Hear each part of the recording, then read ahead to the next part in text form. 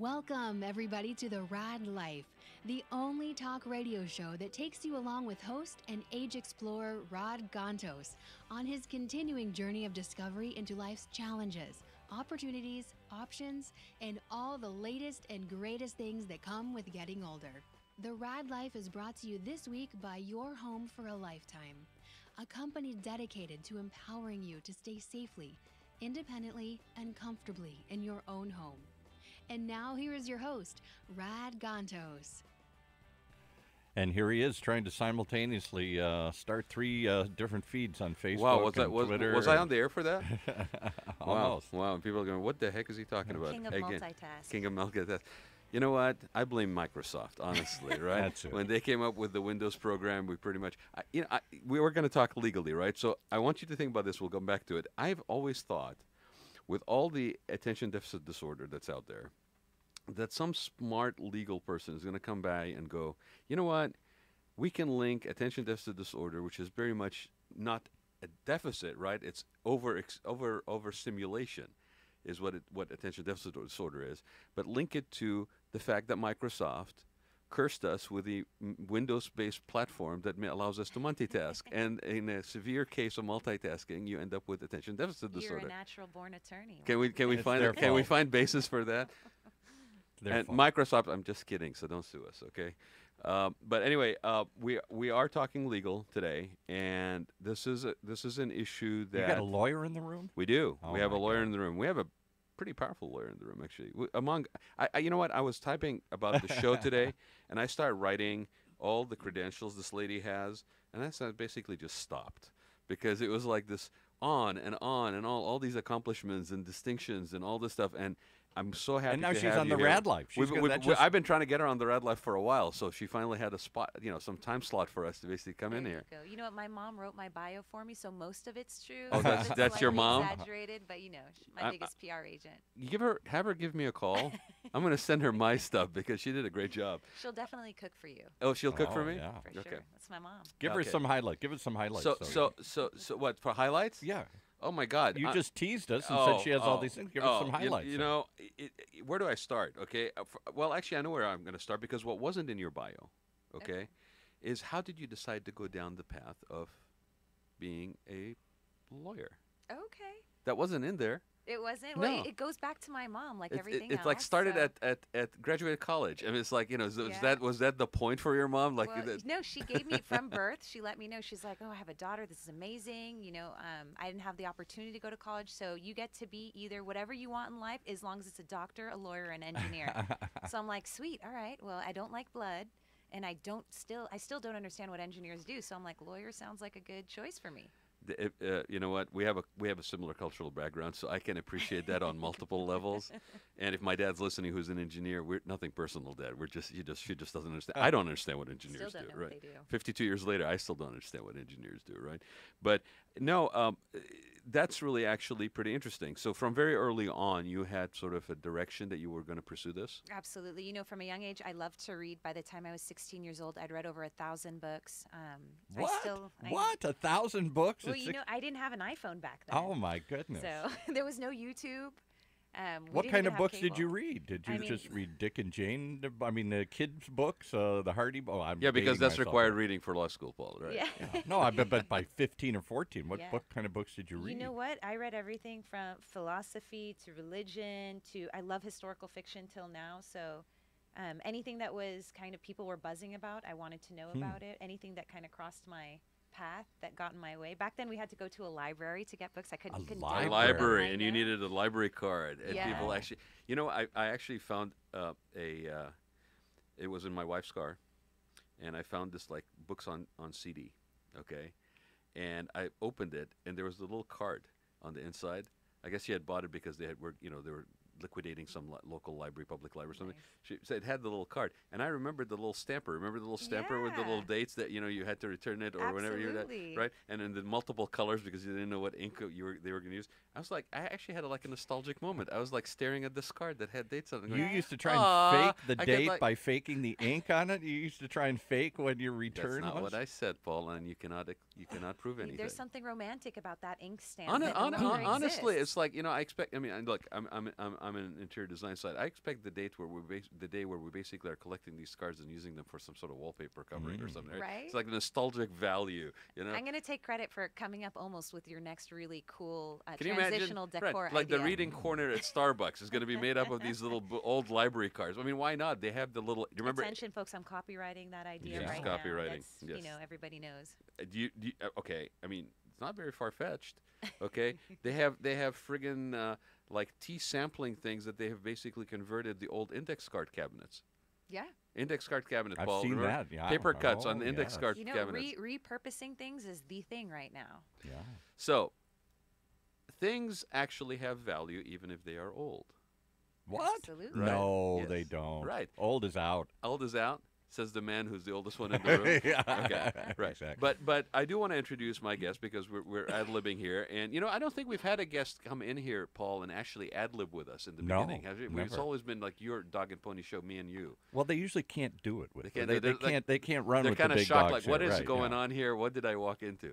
So I applaud you, Antoinette. That, Yeah, that I was don't like pretty to good. feel left out. I like to be She part just of it. jumped right in. She You just guys jumped right are in. cool. I like to talk and chat. And We learned about her mother. We learned about her So, library card. so right. This is better than texting. Is it? Throwing it out there. So Antoinette Balta, who is the president and co-founder of the Veterans Legal Institute, and that's in Santa Ana. Yes, sir. In Santa A Ana. few blocks from the courthouse. Ah, convenient. Yes, Small, it is. short commute. But and how long has the Veterans Legal Institute been around? We've been around almost 4 years, so we're a relatively new grassroots organization. Okay, and what? And I'm gonna let you actually do your background. Okay, so why don't you tell people what you did before? I know you graduated locally, right? You went to school locally. I did. I went to Chapman Law School. It's an excellent law school. I got my master's in law, focused on business and economics from there as well. Not many people get a master's of law degree. Most people get just their JD, but to go on beyond She that, likes and to get read. another. Yeah. I love to read, and Chapman gave me such a great opportunity. So there's my plug for Chapman. Chapman, yay! And then you also teach at another local university. I did. For a while, I Oh, was, for a while. you know, depending on student interest, I teach the Veterans Clinic at UCI Law School, which is also a great law school in the area. And we'll get back to that. I'm curious now about the interest, student interest, okay, and whether that's something we need to work on, having more people interested in this. Okay. Right. But after you graduated from Chapman, what came next? So at the time, because this was now, I don't want to date myself too much, but this was around 12 years ago when I was 12. You're right. The economy was really poor. So my dream was to go into public Yeah, interest sure. work because I'm really motivated by, you know, I've always wanted to work at a charity or nonprofit. After all that, you didn't want to go work at some big. You don't want to work at Gibson, Dunn, and Crutcher. or It's a very good something question, here? actually, Paul. Those are great firms, but it just wasn't, you know, big firm life wasn't what I wanted. I really like to work with people that are homeless and mentally ill. I kind of like to work with the underdog, and that's kind of what drives me. But the economy was so poor at that time, I couldn't afford to do it. So did you volunteer before? Like, I mean, is this something that you had been involved in when you were younger? I mean, we have people that, when it comes to elderly, that they may have volunteered, you know, when a parent or somebody had worked or helped with the senior center, for example. Something so pulls them what, into what, the what I'm space, hearing yeah, from you right. is that there's this sort of desire for public service, Sure. right? And so prior to going to university or when you were younger, did you engage in any of that I community did. or what? Yeah, I mean, it started at home. My mom, anytime someone needed to eat, my mom was just a huge cook. That was Right. her thing. She cooked for everyone. So giving. Anyone who was new to the country, new to the neighborhood, Mhm. that needed a hand up, my mom was there. My dad did the same. At a young age, I got really active with my church. My church does a lot of outreach to people in the area. And it was really kind of a selfish thing. It made me feel good. And I'm like, well, I feel good. I want to keep feeling good.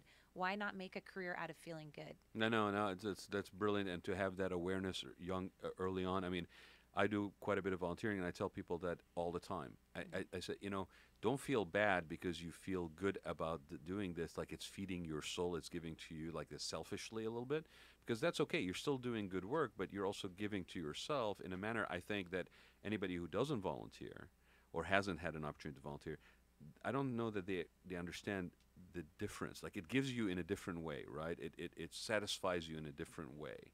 it adds to that quality of life. Absolutely. I Yeah. think everyone who once they experience the gift of giving back, they do. They feel like, wow, this was really cool. I want to do this again. So it's best to lead by action and not Right. just tell people, hey, you should do this. Go out, do it yourself. Right. Show people, let people know what you're doing, and that will motivate them to get involved. It is actually. It's very inspirational when you see that. When you see people that are sort of, it's like a group of people that maybe have gotten themselves, or somebody had brought them along to basically volunteer for something. Beach cleanup, whatever it is, and they're kind of shy enough to the side. And by the time the day is over, they're really engaged, and it's a different mindset, and they walk away having taken that with them. It doesn't just they don't just leave it there. So what happened after college then?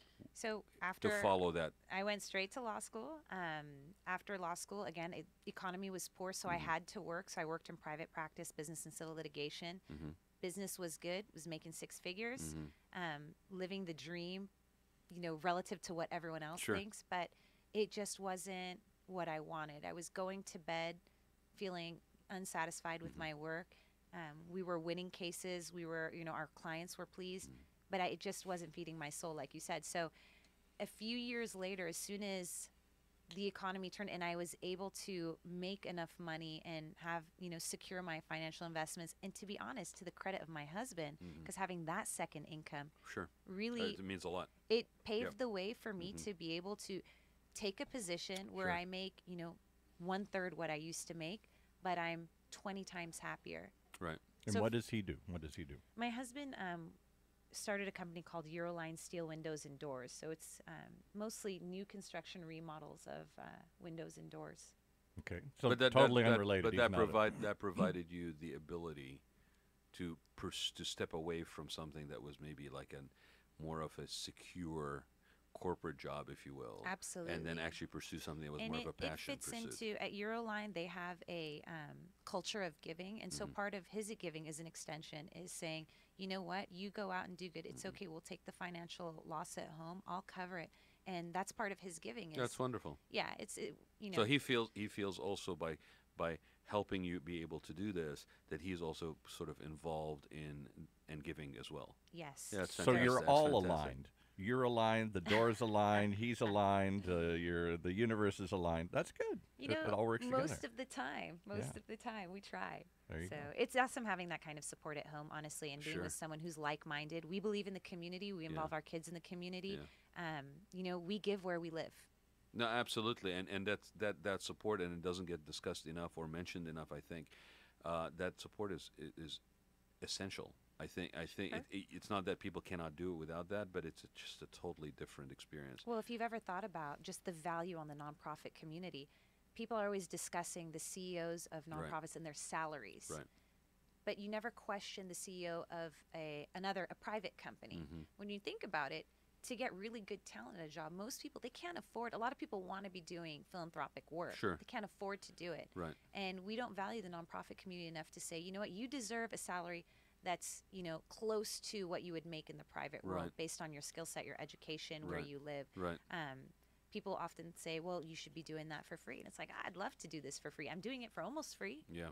But, I do have to pay rent in No, Orange County. and I think that sort of a bigger picture, there's something unfortunate, I think, as a society, that we don't put that value, equal value, because especially with the topic we're talking about, you're talking about veterans, you're talking about chronic issues, people that are not represented legally, or that may actually, like I was telling you earlier, like when I was on the board for Rebuilding Together Orange County, which is no longer around as an affiliate, although the actual umbrella nonprofit there's about 200 affiliates in the country.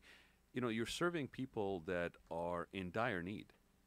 I mean, I will never forget actually going into a trailer home where the mother was in her, I think, 80s, and she was the caregiver for her paraplegic daughter that was in her 50s.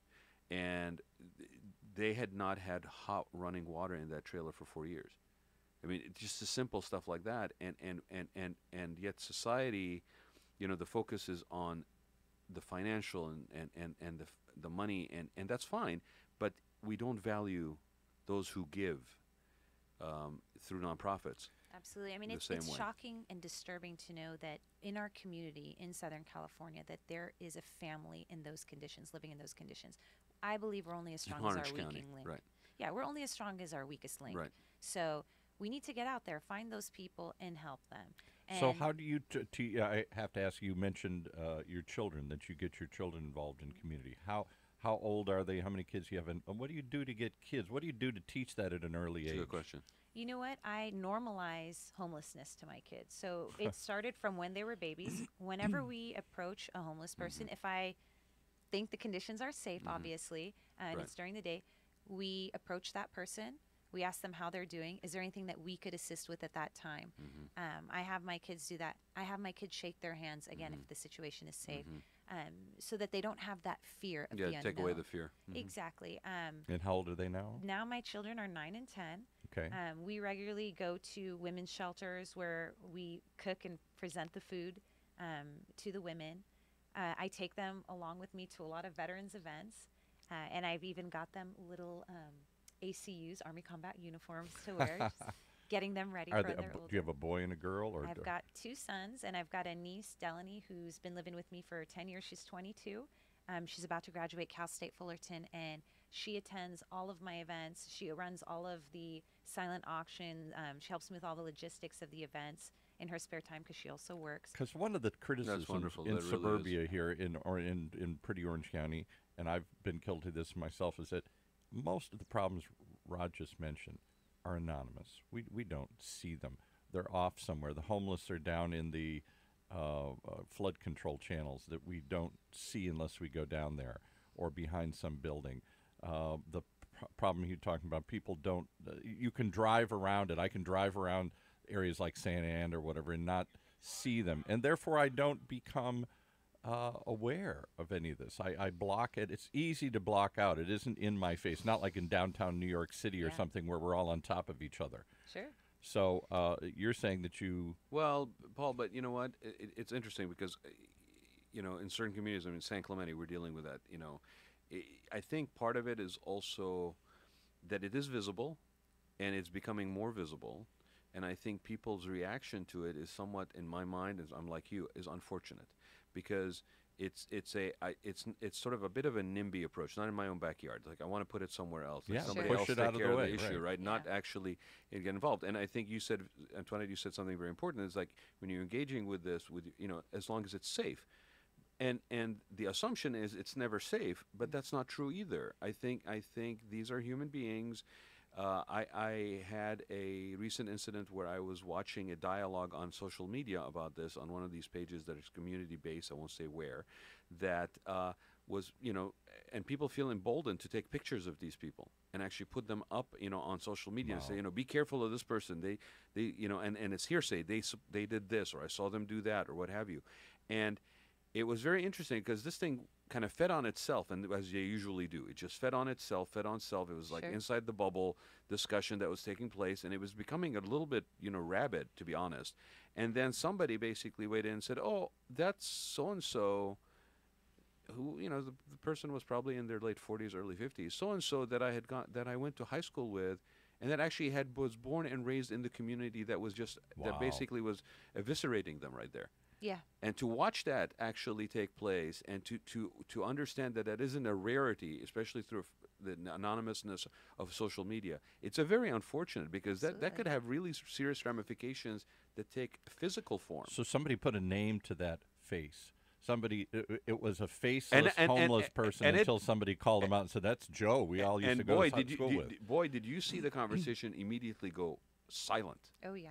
It's hard enough to be down on your luck, whether it's, you lost your job, you're suffering from a mental health illness, a Very drug easy to do. addiction. It's hard enough being in that position, but on top of that, then to be judged by your community members who are all, again, we're blessed to be living in Orange County. We've got a roof over our heads. Yep. We've got this beautiful weather. Our kids go to school. There's great public schools. There's great hospitals. It's to judge someone who's just completely lost everything. I feel like it's kind of putting salt in the wound. Well, I think a lot of people don't understand, and we've had guests here that have actually shared this, that interact with the more vulnerable of our society. A lot of people, more than we actually will probably want to admit, a lot of people are like one paycheck away from that. Yeah. Absolutely. So it's not like this, this degenerate part of the society that basically has done everything wrong and has put themselves in this vulnerability over and over and over again. There are people that are basically leading walking the right path. They're leading righteous life, and they are literally maybe one paycheck away financially from total disaster, Or one disaster away. or one medical bankruptcy, medical bill away from that. Yes, And I'll give you exactly. guys an example that kind of segues into my work. In Mission Viejo, Saddleback Community College has a Veterans Resource Center. They've got over 1,200 student veterans. Most of them have engaged in combat, and they're living on their GI Bill. So your GI Bill, which you pay into while you're in the military, Right. provides for a certain amount of your education plus a small stipend for a housing allowance. Well, Orange County housing is very expensive. So a lot of those men and women veterans, student veterans, they couch surf. So you're not seeing them at the riverbed or, holding a sign on the freeway, but they're still They're couch struggling. surfing. Which technically they're homeless because they don't have a place to stay Right. and they can't cover it, and it's hard to go to school full time and work and find a job that pays you well in Orange County. When you maybe right out of high school went into the military, so you're already 4 You years don't have the behind your classmates. experience. You're behind. Well, they've got the academically. experience. I mean, these are born leaders. They're trained in the military. People don't understand or recognize that experience, but they don't have the formal education per se. Not all of them. It's not the regular job path that the history rest of that us they're are looking taking. for in the resume. Antoinette, Yeah, right. you're absolutely right, and I just want to take a minute and focus on that experience component. We had at that time he had not become state senator yet, but we had Josh Newman. Josh Host is a friend of mine. That's St. Clemente. Josh Newman, that when he was here, and he was here for talking about his nonprofit. I think it was Armed Force to Workforce is I think what it was called, and it was basically helping transition and explain to people in corporate America that the experience that is actually gained during service, being in the service, is translatable. And that a lot of people just don't see it that way, and that's what he was trying to do. And I'm just going to give a shout out.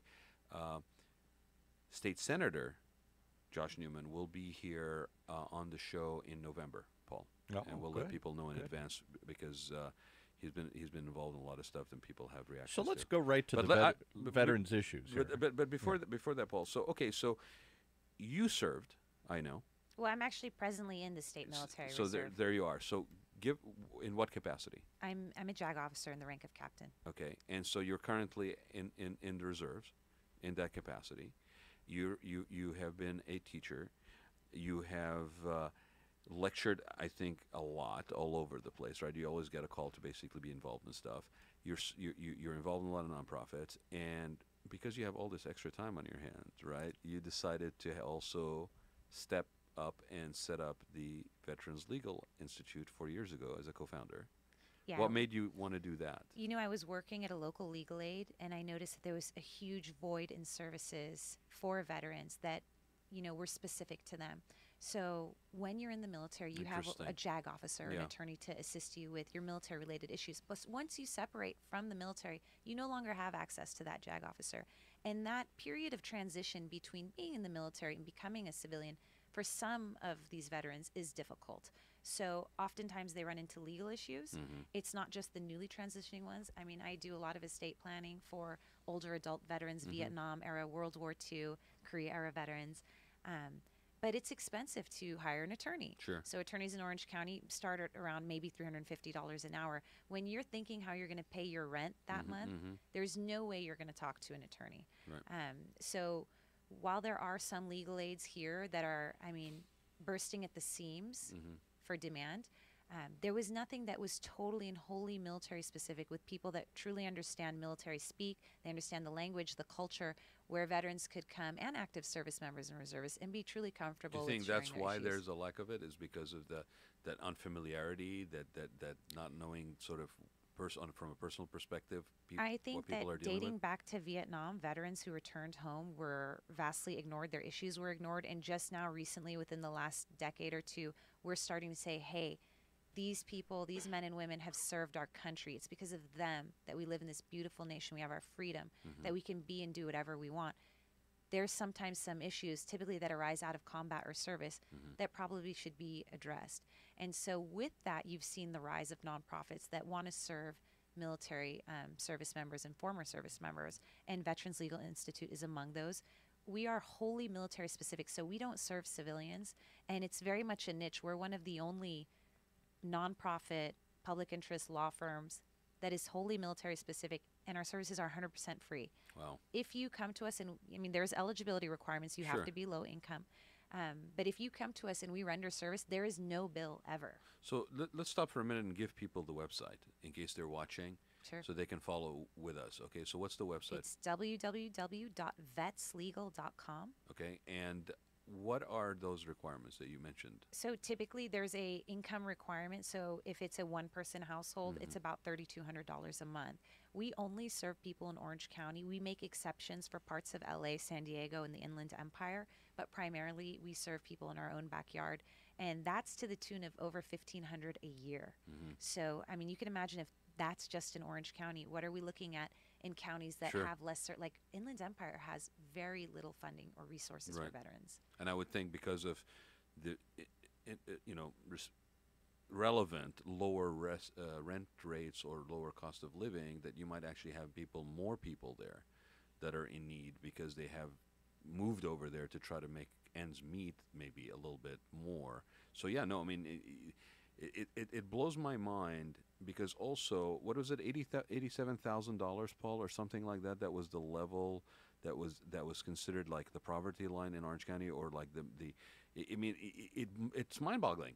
Almost $100,000, like $87,000 is basically that margin line, that red line, where if you're at 87,000 or lower, you're considered in like qualifying for assistance in Orange County. So imagine if somebody was at 30, Yeah. right, as a family. I mean, we're really helping kind of the bottom 10%. Yeah. 80% of veterans are doing better than their civilian counterparts. They're business owners, they're leaders in their own right, they're Right. doing well. And nobody really talks about those veterans. And sometimes I feel bad because I don't like veterans to be branded as, oh, they may have post-traumatic stress, or, oh, they've Right. got traumatic brain injury. Right. That's true. There are a lot of veterans out there with these issues, but the majority are CEOs of Fortune 500 companies, Yeah. or starting their own businesses. And I've had the privilege to meet a lot of those veterans, and it makes me very proud to be a And member of the military. that's always been the case. I mean, I remember being in on the design side, but with the hotel industry specifically. There's a lot of people that are in the hospitality industry that are actually previously were in the military service, and I think it's that discipline and regimented approach that is what also then works well in that particular industry. And a lot of them that you look at that are operators or owners or in a management positions, you're absolutely correct. And so let me ask you this, because I think I know the answer, but why do you think we don't hear more about those? Is it because just the nature of that person having been in service is not to basically... Because bad stories sell. no. Part of it is, Not to you're blow taught your to own be- horn, kind of. True leaders are humble, in Yeah, my exactly. opinion. And Okay. when you serve in the military, you rarely meet someone who will say, "Oh, I did this and I did that," Right. and you really have to kind of dig into it and ask. A lot of us had parents that served in the military, Right. and you never learned about what they really did. And I think it's an element of humbleness. Yeah. And true leaders, again, unless you kind of ask, they're not going to openly share. Right. So, you rarely see the CEO wearing a Marine Corps Right, hat right. or a pin.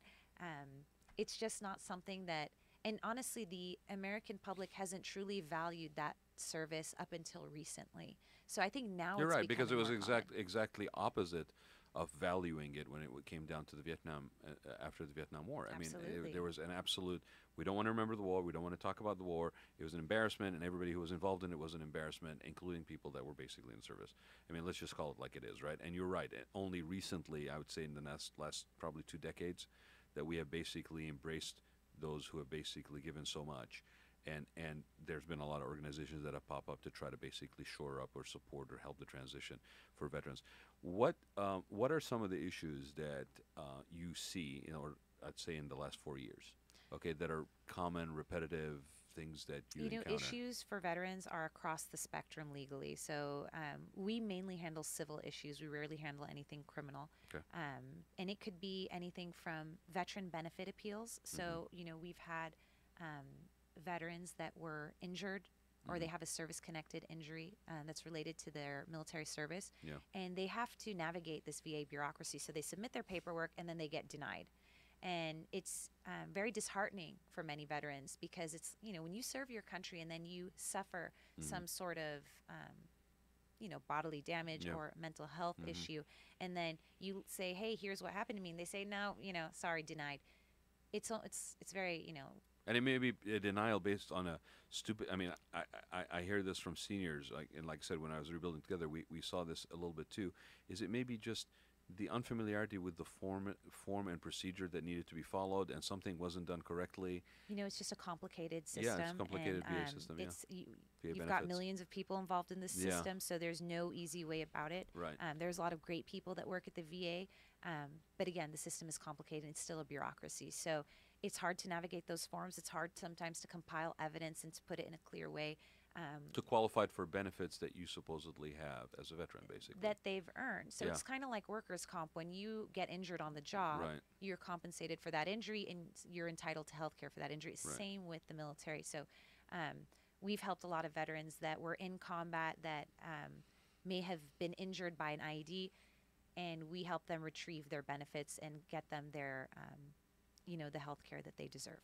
That's awesome. And so, tell me about a few recent things that you've actually been involved in relevant to basically helping veterans. It'd be that you can share. There's so many different stories that fill the gamut. I'll let you know how we're providing more creative legal services because we're doing Perfect. it one by one. We're meeting with these veterans, but sometimes there are demands that are so high that our small office just doesn't have the resources for it. So we started creating what we call legal clinics, and they're specific to practice areas. So now, twice a month, we have what's called a family law legal clinic, and we've approached private members of the California State Bar, actually out of the Orange County Bar Association, which is phenomenally supportive of veterans. And leaders of the Orange County Bar stepped up and said, we want to help veterans. We may not be able to make these huge financial donations or donate 4 days a week, but we can come in once a month. Family law attorneys are coming in once or twice a month, and they're offering services in pro per in limited areas of family law. So that's one of the only areas. Family law across the nation is a problem. There are no free family law services, very Correct. rare, and it's very difficult to get. So we're one of the only organizations in the nation that offers family law services for veterans pro bono. And we get calls all the time. And since we've started this clinic, we get around 35 veterans a month that are now taking advantage of it. We fill up every spot in the clinic, and we get walk-ins, and everybody gets served. But it's fantastic to see that there was this huge void, and we're filling it through creative services. And what kinds of issues are they coming Well, in with? where do we find before that, Paul? Where do people find out about it? Is it on the website? I mean, how do It's people, on, if you go to Facebook and you Yeah. go like our page, Veterans Legal Institute, Yeah. we put in all of our activities on there. We update it frequently. All of the veteran nonprofits, they support us. They send out our stuff. They send us clientele. We have no problem with outreach, believe it or not. A lot of people say, oh, let me do you a favor. I'll spread the word. And it's like, Right. that's awesome. Please do. But that's actually not an area of concern for us because we're at the VA hospital in you're Long filling Beach. up every seat? We're at the North Right. County Vet Center in Garden Grove. We're at Right. the city of Mission Viejo. We're at Saddleback College. We even do Military Mondays at Starbucks in the homeless quarter in Santa Ana. Wow. So we're all over the place. Veterans know us. We're in a building that has other veteran nonprofits, so we all rented in the same building, which makes it kind of like a one-stop Sure. shop for them. So Smart. we're trying, and we do these, what I like to call, again, creative legal services, where you can serve a bunch of people in one day, in one area, and bring the best of the best into the office. I mean, these are unpaid attorneys that are coming in, but they specialize in this stuff. And So give us some examples of issues, of family law issues. What would family law issues I entail? mean, it could be anything from summary dissolutions to parenting time, which is custody, visitation, child support, spousal support. I had one veteran who returned from combat. His child had been born. His now wife and him were not together. He had some issues. He had to go through some mental health treatment. He'd concluded his mental health treatment and had become a lot better, returned, married his child's mother, and he said, hey, could you guys help me change my daughter's last name? My wife and I want her to share my last name. And I thought, wow, that's pretty a great way to kind of close this chapter in their life so they can move on and be a happy family. So of course we did. It was a small legal issue, but we were there to help. Of course we did it pro bono. And the daughter is now being raised by mom and dad together in a Right. healthy That's relationship. awesome. Who pays for all of your service? And if this is free to the veterans, do you get grants? Do you get donations? Who funds all this Well, work? for almost the first year, my partner and I didn't take any salary. And that's kind of how we got it off the ground. The Orange County Bar Association, right away, they loved the idea and they chipped in some grant money to help us pay the rent. From there, basically, we apply for grants. We have 2 big fundraisers a year. This Saturday, we're going to be at the Original Wine Club in Santa Ana. They've got a huge free wine festival, and they supply items for a silent auction and a raffle. We show up. All we do is kind of conduct the logistics of it, and they let us keep all that money. So small, organizations, private and public, are helping us to raise money. We've had clients of ours donate $10 here, $15 there. I like to joke around and say we're the Bernie Sanders of all nonprofits.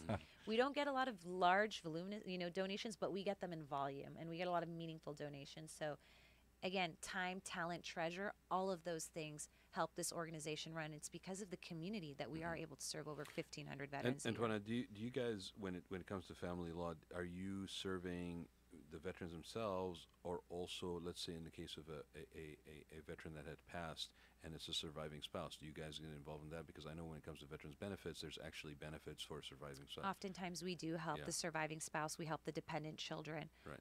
We've helped with adoptions in terms of when veterans have passed in combat. So, I mean, again, it runs the entire gambit of civil law. We do almost everything. If we can help that veteran remove, or that veteran's family remove, a barrier to housing, healthcare, education, or employment, we'll do it.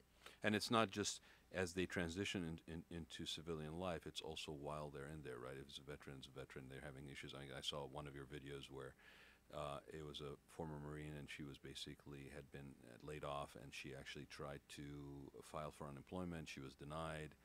And then you guys jumped in and did that because it was critical for her to basically be getting that unemployment. So Absolutely. yeah. Well, she had a dishonest employer. Yeah. And they contested her request for unemployment, I think, was the case. they did, and it was wrongfully so. And we had all of the background paperwork and everything. So we actually brought in Joseph Nador, who's a pro bono. Well, he's a private attorney at Claudia Boone & Seek, which is a great firm in Newport Beach.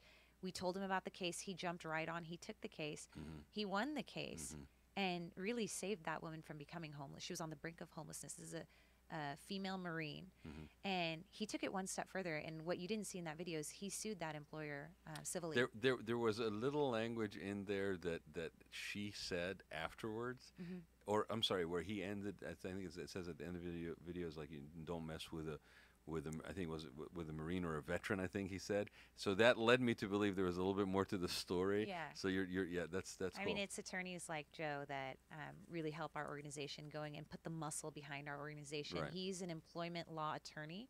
He actually represents corporations. But when I spoke with him about the case, because I was considering taking it on myself, and I said, Joe, I don't know. I haven't done this before. What do you think? And he was so devastated by what this woman had gone through. He said, you know what? I don't usually represent the employee, but I'm going to take this case. And my brother is Joe, he's a big fan of the Marine Corps. So, he did a fantastic job. Well, that and there was another one also. So kudos, Joe, if you're listening. But it was awesome. That really got my attention. And then there was another one that was about immigration. Yeah. Which a lot of people don't realize that. A lot of people who serve in the military only have green cards. And what's scary about that? Well, I'm bringing it up on purpose because especially with the recent news in Puerto Rico and all this stuff, and a lot of people that are either Latino or that are a large concentration of people that are from Puerto Rico origin that are deported. They're deported veterans, and the DACA, and it's all of these things where you think, well, this has nothing to do with veterans, but no. And you had a particular one that was actually specifically about immigration, right? Absolutely, yeah. We get quite a few immigration inquiries. In this particular video, you saw we had a veteran who was an American citizen of Korean ascent, and he went to Iraq and was part of an IED and was severely injured. When he came back to the States, he fell in love with his present wife, who's also a Korean, and she's a nurse, and she's really changed this man's life. She's really helped him through his issues, and but they couldn't afford to hire an immigration attorney for her. And this woman has a degree in nursing, so she could work here, but she didn't have employment authorization by that point. So we got Richard Wilner of Wilner O'Reilly, who takes on all of our immigration cases, a fantastic immigration attorney in Orange. And he said, I'll take it. He helped the wife get her green card, and now she's working. She's employed as a nurse. So it's not just an immigration issue, it's an economic issue.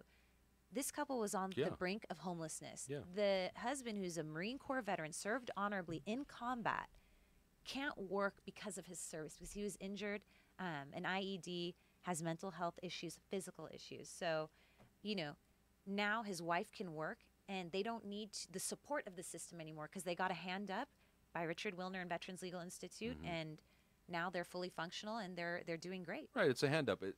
Hand up. It's not a hand out, and there is a difference. And again, a wonderful way for these attorneys to also be of service, right? I mean, and I think we started off with talking about volunteering and how it basically rewards you in a different way. Sure. I mean, I call them Lawyers for Warriors. We do an event every year called Lawyers for Warriors, and we always honor one attorney.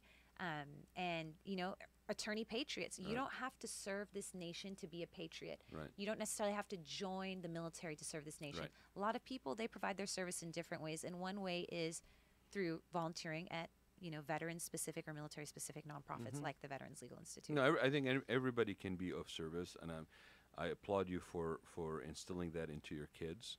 I mean, I think that's something that they will take with them and pass on.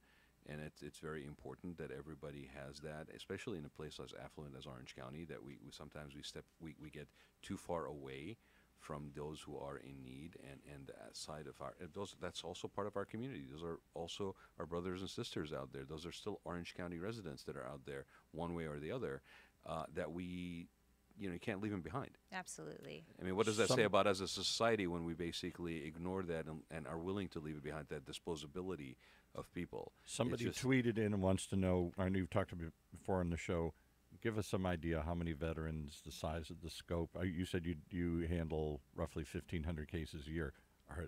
Is Orange County filled with lots of veterans in need? You know what? There is a huge veteran population, Orange County, LA County, San Diego. Remember, we've got a Marine Corps base in Camp Pendleton in San Diego. So the need is huge. I mean, just to let you know, we served 1,500, and I'm actually embarrassed by that number.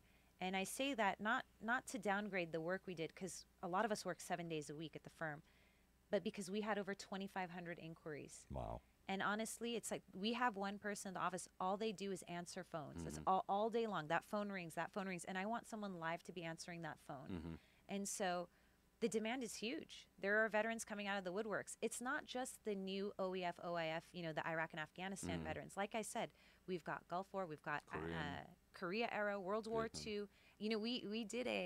We did estate planning for a female World War II veteran a couple of years ago, and it was like the unicorn of all veterans. This woman was fantastic. And her concern was, and she said, I don't want to die before I can't afford these services, but I really kind of want to get my paperwork in place.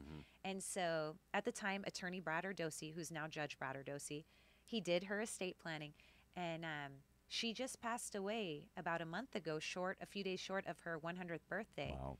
But before she did, she told me, she said, when I go, she's like, when I go in 20 years, she was a funny lady. She said, when I go, I'm comfortable. I feel like I've got everything there. So it's not just, the homeless veterans you see on the freeway holding the sign. It's people that maybe the only income they have is really just the asset of, they have a home, but they're getting $600 a month in Social Security, and that's it.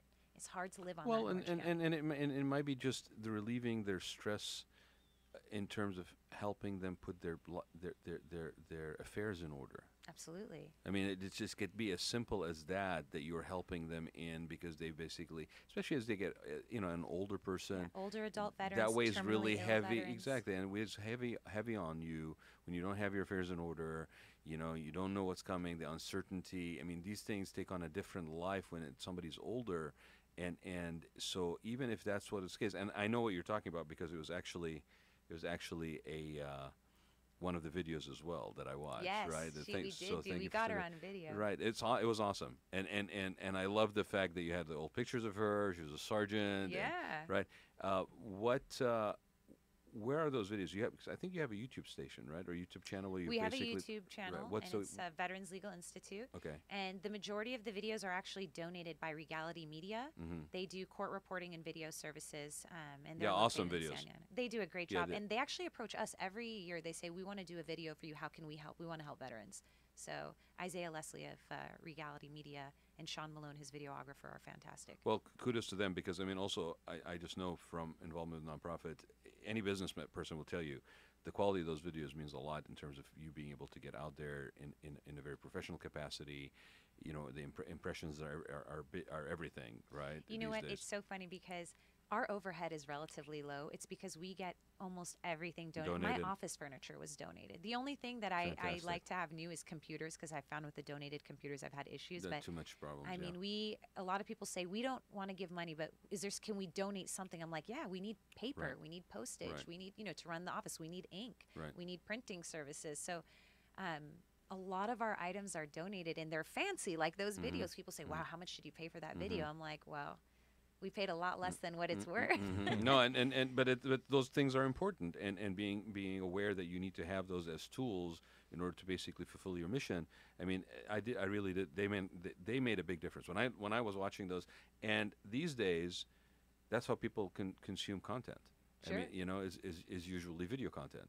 So I mean, I know and, that and audio content. Well, We have to and, throw that and in audio, there. but no, but we got to throw that in. Yeah, there. but- Especially audio. no, but Especially audio. yes, but Paul, even OC Talk Radio, right? Has a YouTube channel. now. Started off with being you push the listen live button. Everybody hears me saying this. Listen live button on the OCTalkRadio.net, right, to listen to us. And then what was it, like 2 years ago, almost a year and a half ago? People started wanting It's to watch like, it. I can't believe it. Here's but a YouTube station, and here we are feeding video on Facebook. Hi, everybody.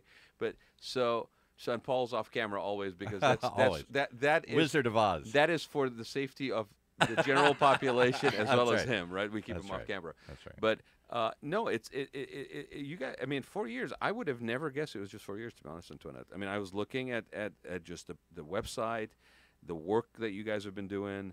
That's just the way that the organization is presented, and it felt a lot longer. And thank you for being out there. And I can only imagine what you guys are going to be able to accomplish going forward, especially as more and more awareness comes to the issues and the need, as well as the fact that there is somebody like you there to provide that service. So if you want How to do a can shout peop- out to I know what he's going Yeah. through. How can people help? How If it can people isn't help? other than How- just money, can they donate time? Can they donate services? Can Absolutely. they? You What know other what? things do you need? Give us a laundry list of things you Oh, like to look gosh. for. How much time do you have? Oh well. Oh, you wait, know, let's, couple we're, minutes. we're good. We I can give you a mean, couple more minutes. We've got volunteer. We always need volunteer graphic designers, volunteer people to do clerical work, answer the phones. Help us with our events. We are always looking for silent auction items, live auction items. People Even to- helping organize probably those events, right? Absolutely. There's boots on something- deck kind of. We've had high school students come into our office and volunteer over summer. So, I mean, there's something for everybody. And our oldest volunteer was 88 years old.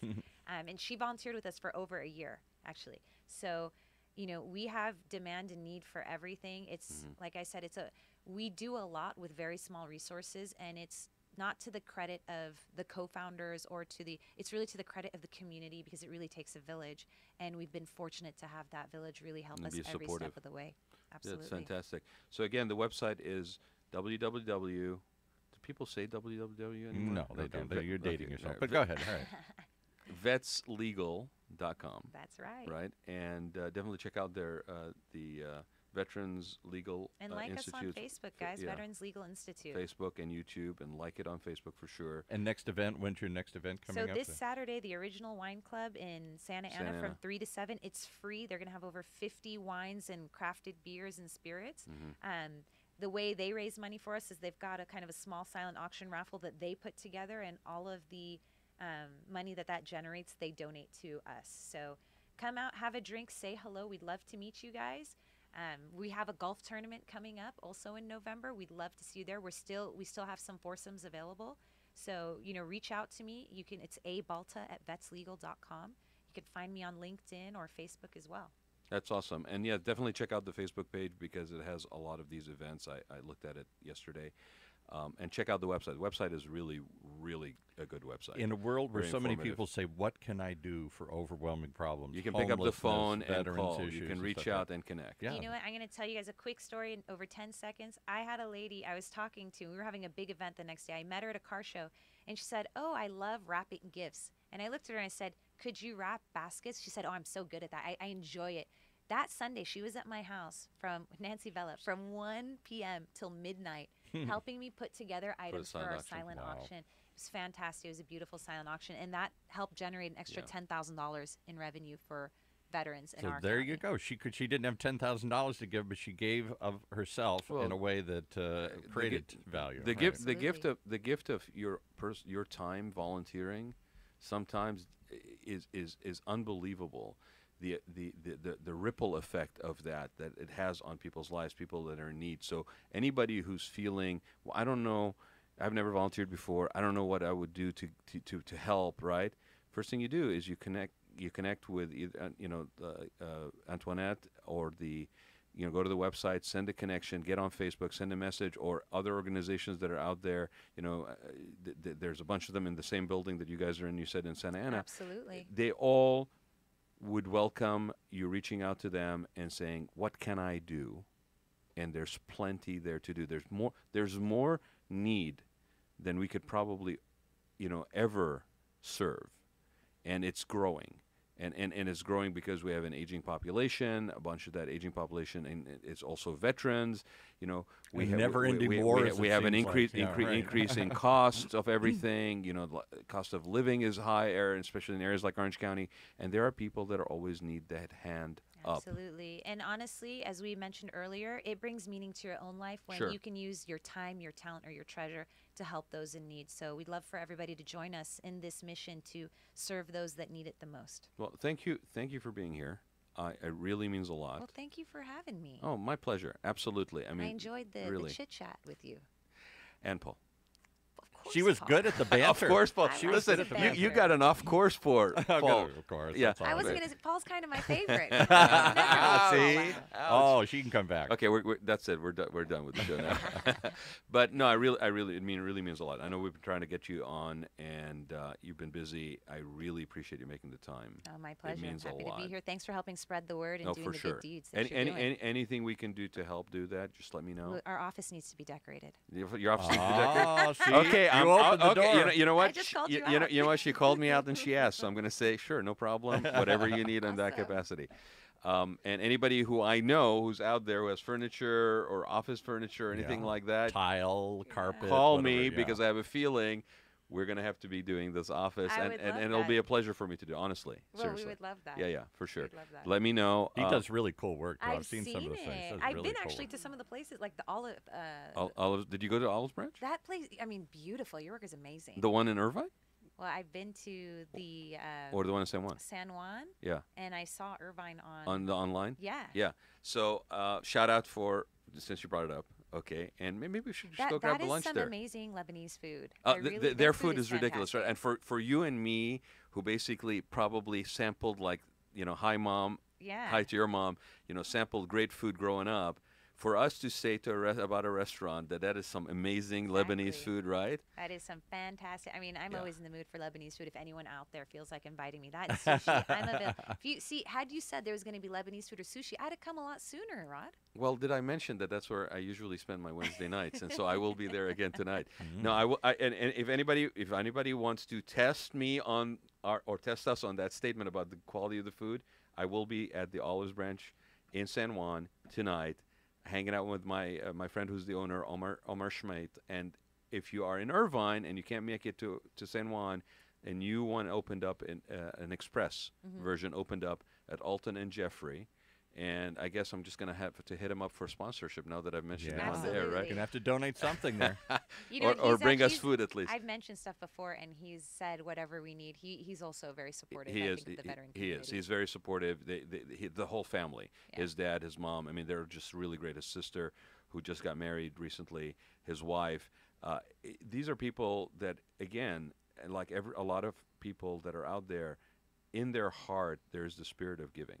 Absolutely. And sometimes it's just a matter of not knowing where to go to fulfill that. Yeah, and I believe everyone has that. And Right. you're right. Sometimes the issue is, well, I don't know where to I don't know. I don't know what to do. And or people will say, I can barely make ends meet. I can't help anyone else. It's like, well, what do you It's do not for a about living? What's it's your not talent? about, it's not about money. It's about time. Absolutely. Right, and maybe they didn't grow up like, for example, and it's not a bad thing or at all, but maybe their parents were busy. Maybe it was a single parent. They didn't really have time to basically instill that by example. Take them to that homeless shelter, to that food bank, to basically volunteer.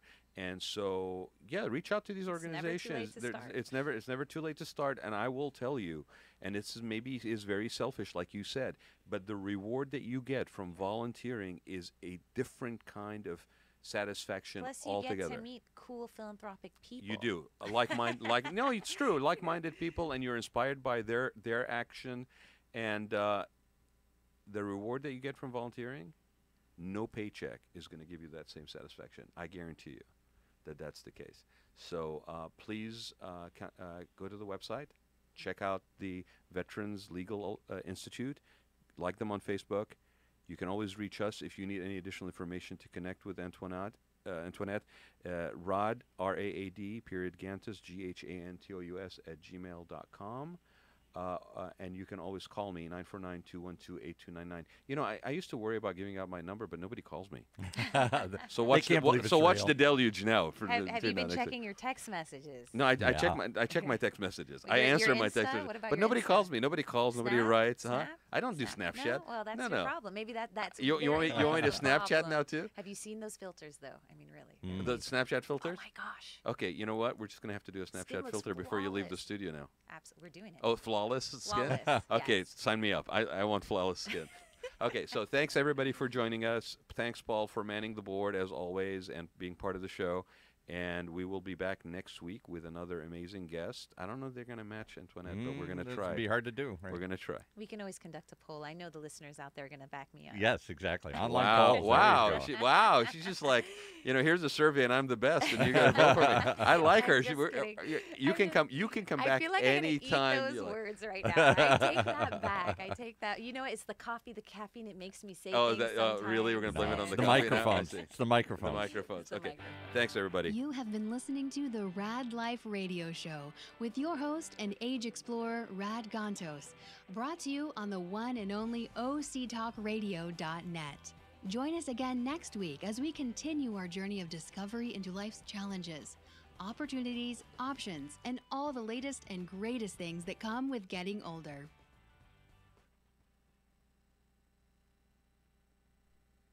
Imagine what it would feel like to lose everything: your job, your